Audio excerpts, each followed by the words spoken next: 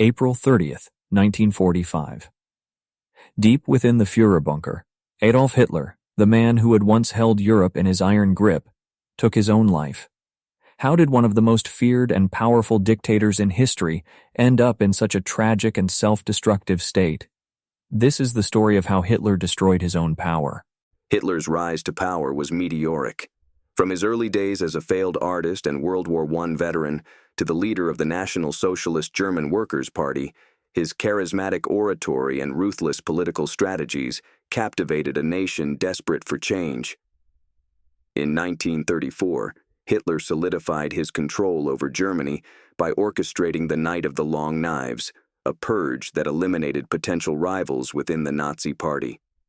With the death of President Hindenburg in August of that year, Hitler merged the presidency with the chancellorship, declaring himself Führer.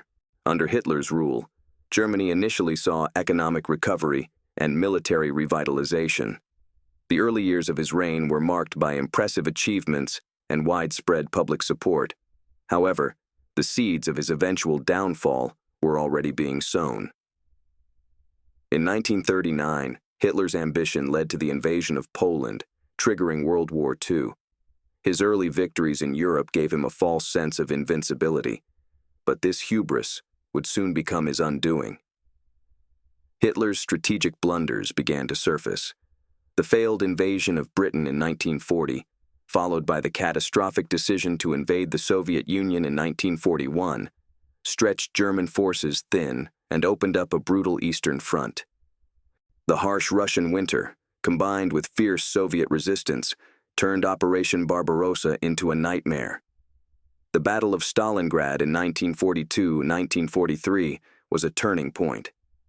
The German Sixth Army was encircled and ultimately defeated, marking the beginning of the end for the Third Reich.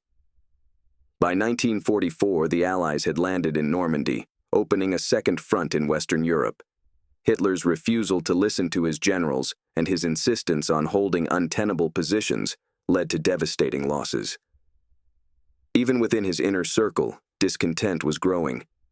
The failed assassination attempt on July 20, 1944, by German officers demonstrated the deepening cracks within the Nazi leadership. As Allied forces closed in from both east and west, Germany's cities lay in ruins, and its people were in despair. Hitler's decisions became increasingly erratic, driven by paranoia and delusion. In his final days, Hitler retreated to the Führerbunker in Berlin.